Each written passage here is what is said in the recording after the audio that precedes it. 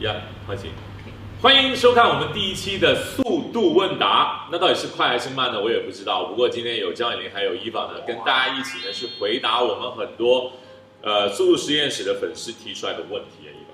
OK， 那我先问第一个问题。不是应该我先问第一个吗？你有没有男朋友啊？这不算问题。OK， 好，那这个还是要回答一会儿。OK， 我们先看一下正经的我们网友的问题。第一个问题，4S 店的延长质保值不值得买呢？我觉得这个是两个看你怎么看啊。这个第一个啊，因为延保呢，如果我是觉得这样的，有一个分界线，就是你的车到底是便宜还是贵。如果是便宜，比如说一些比较容易买到配件的，比如说我们说日系的2个田啊，1个日产啊，那种就是不算他们的高端车型，就不算 Infiniti 啊、讴歌啊、Lexus 啊，就这样子的话，举例啊，你是普通的比较便宜的日用的家用的车型的话，我觉得其实没有必要，因为零件啊什么东西其实并不是很贵，或者说出问题的几率也不高。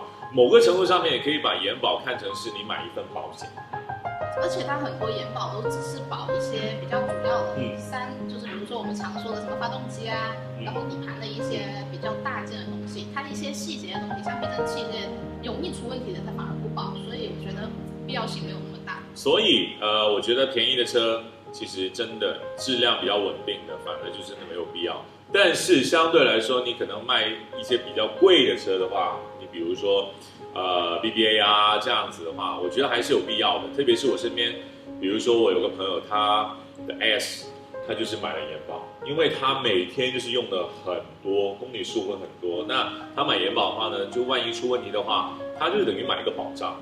我觉得你就当成是保险就好，你就当成是保险那样买就好。所以我们的建议是，便宜的车。质量稳定的车，你就不需要去买这个了。如果你是贵的车，而且你的车基本上都是回 4S 店原厂去做保养的话 ，OK， 那你真的是可以去考虑去买这延保的。OK， 那我们下一个问题，没有指标的话，我们是刚需的话是买电动车好呢，还是买混动车好呢？没有指标的话，还买什么车呢？开玩笑啊！当然刚需啊，那我们去如果真的是需要的话呢，当然对于我来说。还是混动吧，就是插混，因为毕竟还是有个引擎。因为你买的唯一用车，那可能需要用到比较长距离的通勤的话，怎么说能加油还是比较有安全感一点点。对呀，毕竟你在高速上不是这么容易能插上电的。没错，当然如果你说我只是上下班，完全不考虑这个长距离的话，那纯电是 OK 的。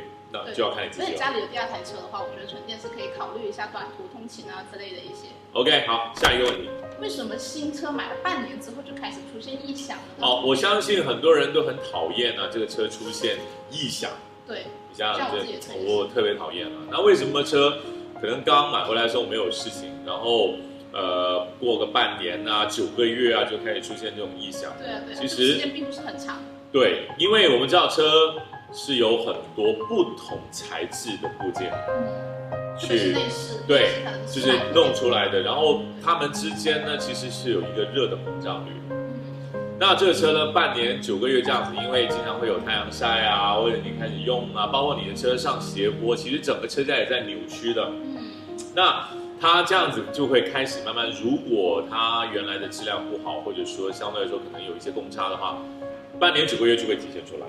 所以就会出现异响，而且我之前遇到过一个问题就我的车一直出现异响，一直在门边有异响然后呢，我就怎么找都找不到问题。后来有一天，我自己坐到副驾以后，我发现副驾有一个布洛芬胶囊，就这种就是有一些异物啊，或者是里面有什么东西，对，好好找一下，可能是可以找到的。那对于怎么解决这种异响呢？那其实呢，一般新车出来大概有个半年9个月这样子。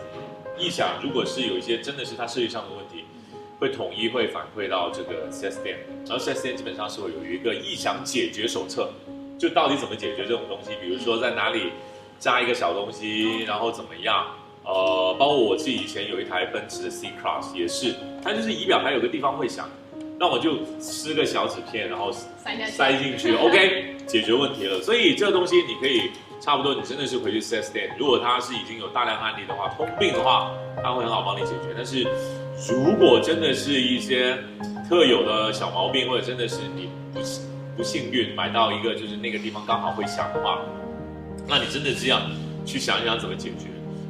如果实在解决不了的话，把音乐开大声一点吧。换车，换车太贵了，把音响稍微开大一点吧。可以。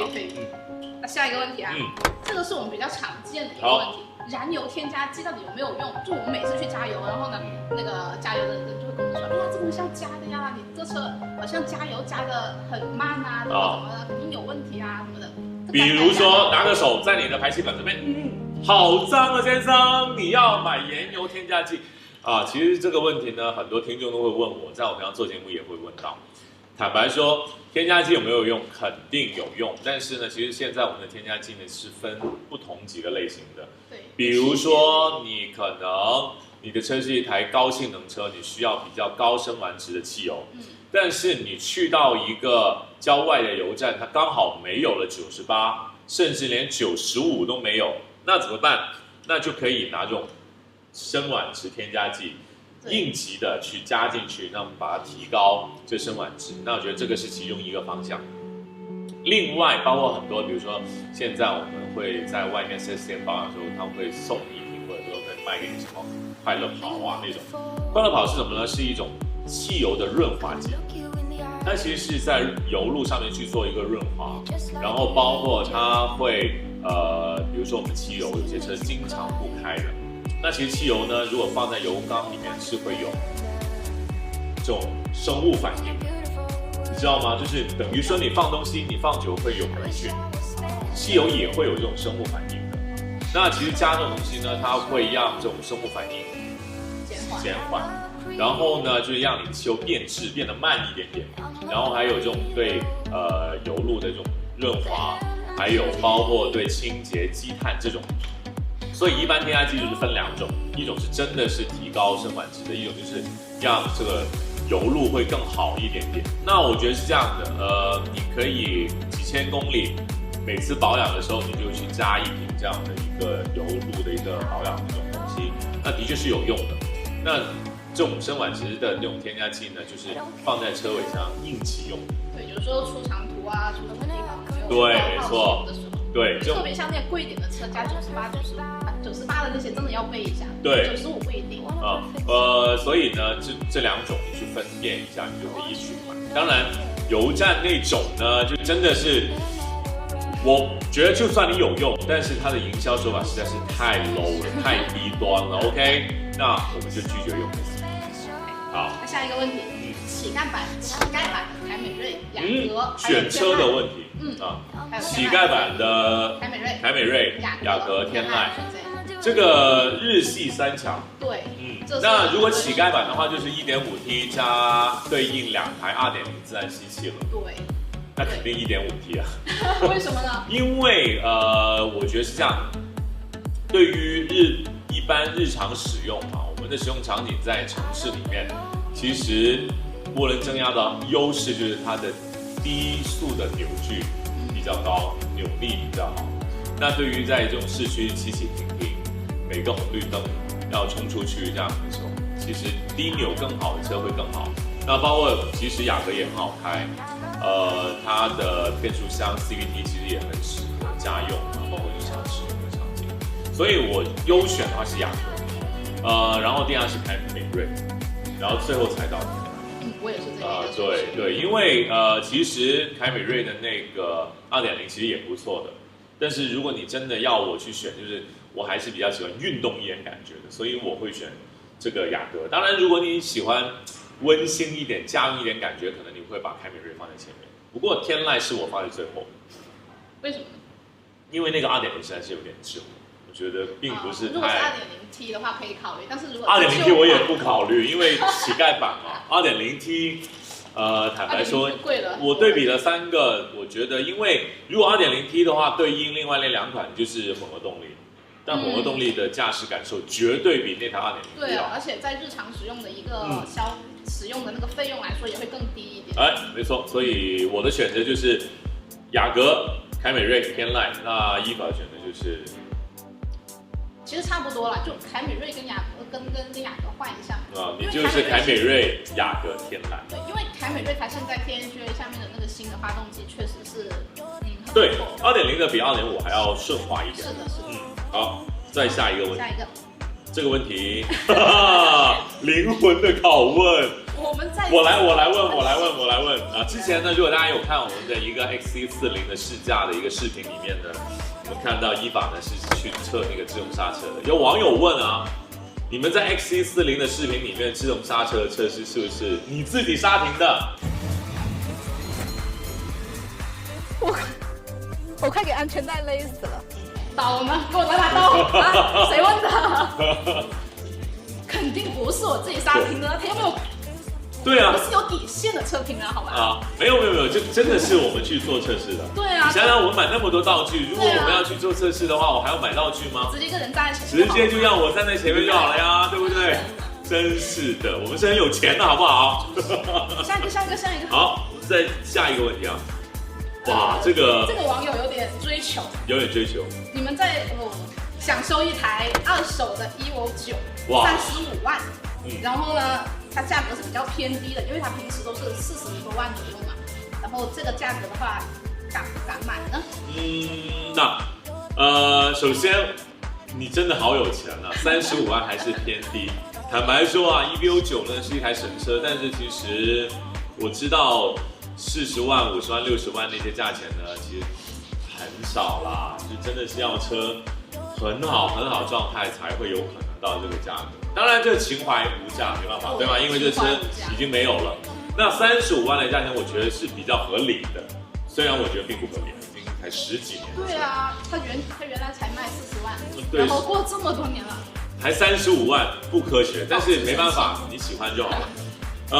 我们不要谈价钱了，因为其实关键是看车行不行，对吧？对。那如果我啊，因为看 EVO 9，因为其实 EVO 9呢。对于这台车来说呢，我觉得最重要的，首先车架没有问题，因为内饰那台车本来就很简陋，回来还可以改，所以没有问题。零件也挺多的，所以内饰反而不是我最关注的。那我会看它车架有没有问题，有没有事故，那这是最重要的。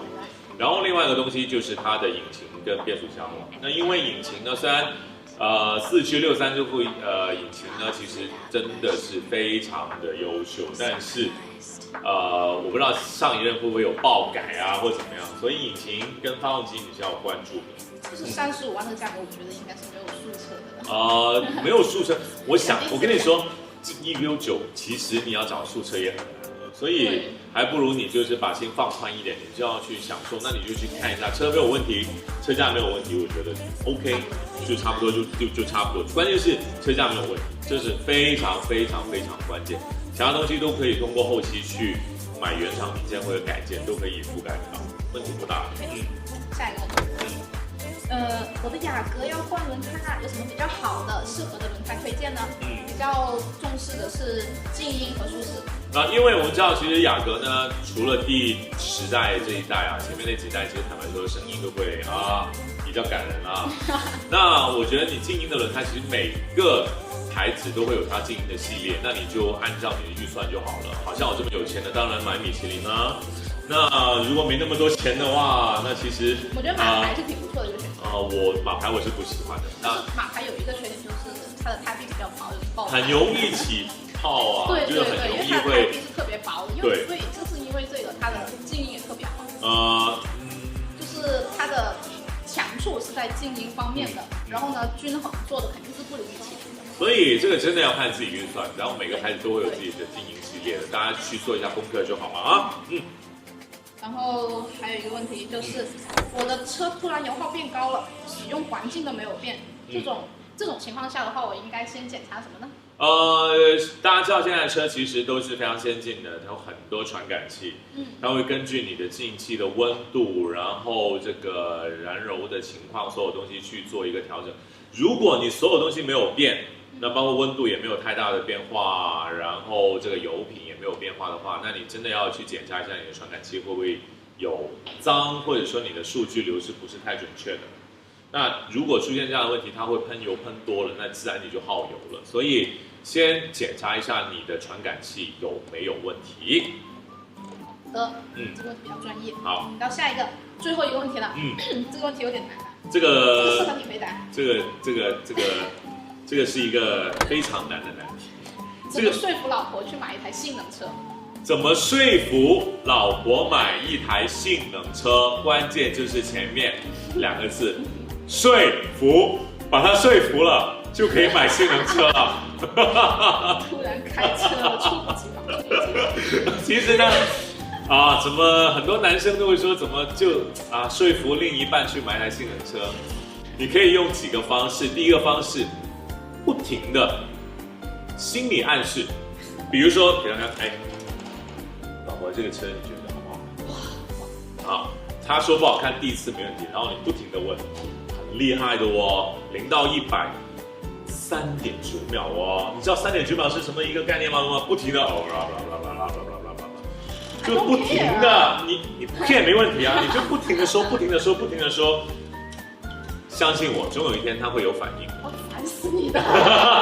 无论是把他烦死了，或者把他烦到说，哎呀，你买了不要烦我了，那你也买得到了。所以首先第一个，锲而不舍，不停的在他面前说这个车 ，OK， 那这是一个。然后当然另外一个方式就是更高明，就是你让他喜欢这个车。就是你让他喜欢性能或怎么样，那你可以带他去玩一下卡丁车啊，带他去感受一下带他多看速度实验室啊 ，OK， 差不多。还有关键的，你看有什么药可以帮助你说服他的，你赶紧去买一下。可以给老婆100万，然后跟他说，不可以给自己预算100万，跟他说我买车剩下的钱你全部拿走。好吧，还有另外一个方式，我有朋友就是这样就是建立自己小金库，买了他也不知道。但是这个小金库，我有认识一个朋友，真的是这样，他家里面有一台普通的5系，然后他自己去买了个 M5，哇，然后呢，我就不方便说啦，在这里万一我朋友听到怎么样呢？对不对？你不能这样出卖我，是不是？然后呢，钥匙是一模一样的。哇，太高明了这个。对，一模一样的。然后呢，他把车就停在离家就是另外一个停车场，然后偶尔就去开一下。然后有一次呢，他不小心把那个钥匙拿回家了。然后老婆说：“哎，老公，为什么这个钥匙不能打开动我们的车？”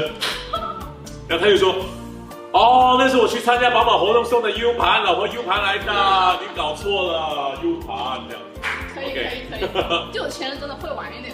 好，那今天回答问题到这里了，欢迎继续大家关注我们的速度问答。有什么问题呢？当然可以去关注我们的下方，就是我们的二维码，然后呢去留言给我们就 OK 了。然后我们每个星期都会选一些问题回答。对了，伊凡，刚才那个问题你回答没有？哪个？第一个问题第一个问题我看一下什么？你有没有男朋友？这个问题是我们永远的问题，下一期他会回答你。拜拜，拜拜。Hello， 大家好，我们的速度问答已经正式更名为势必问答，势必问，势必答。关注我们的微信、微博，然后呢，把你想问的问题留言给我们，我们一定会回答你的哟。